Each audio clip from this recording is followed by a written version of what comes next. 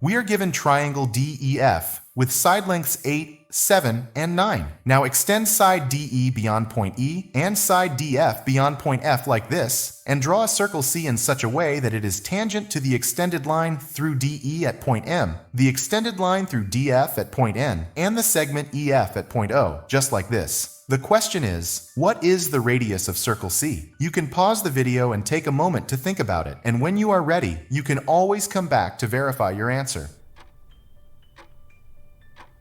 Alright, let us solve it together. We are going to solve this problem using two different methods, first using geometry and second using trigonometry.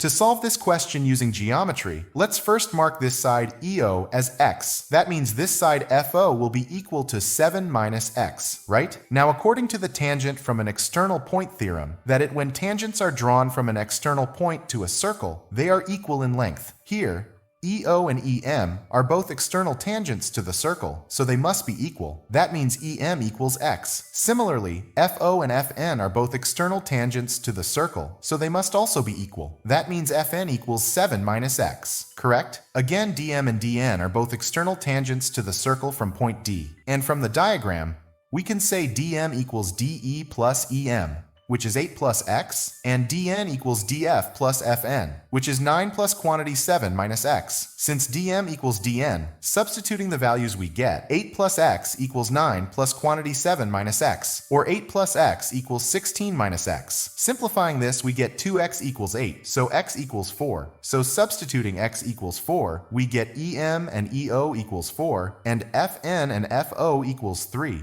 Now let's draw the radii cm, co, and cn to the points of tangency. According to the radius tangent theorem, that is when a radius is drawn to a tangent at the point of contact, it is always perpendicular to that tangent. That means cm is perpendicular to em, co is perpendicular to ef, and cn is perpendicular to fn. Correct? Now draw lines from the center C to the points E, D, and F, forming right triangles like this.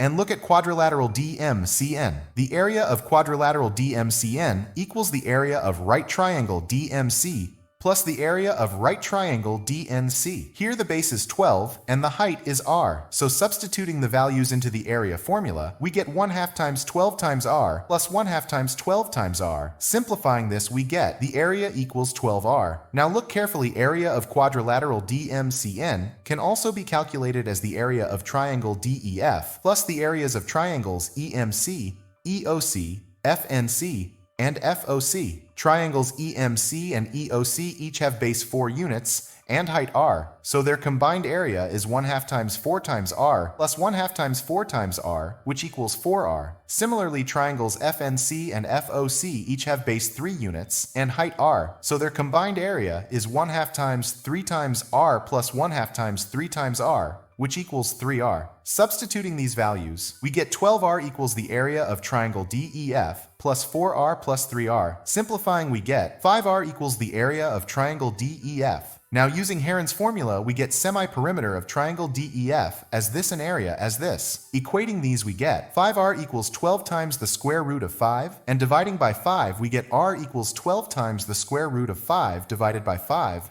which is approximately 5.367. Now let's solve the same question using trigonometry. To solve the same question using trigonometry, let's draw segment CD, which bisects angle D into two equal angles, theta. Now using the law of cosines, in triangle DEF, we get EF squared equals DE squared plus DF squared minus 2 times DE times DF times cosine of 2 theta. Substituting the values, we get 7 squared equals 8 squared plus 9 squared minus 2 times 8 times 9 times cosine of 2 theta. This simplifies to 49 equals 64 plus 81 minus 144 times cosine of 2 theta. Simplifying this, we get cosine of 2 theta equals 2 over 3. Now look at the right triangle DMC. We have the radius r equals dm multiplied by tangent theta, and dm equals 12 from our earlier result. Using the tangent half-angle formula, we have tangent theta equals the square root of the fraction 1 minus cosine of 2 theta over 1 plus cosine of 2 theta. Substituting cosine of 2 theta equals 2 over 3, we get tangent of theta equals the square root of the fraction 1 minus 2 by 3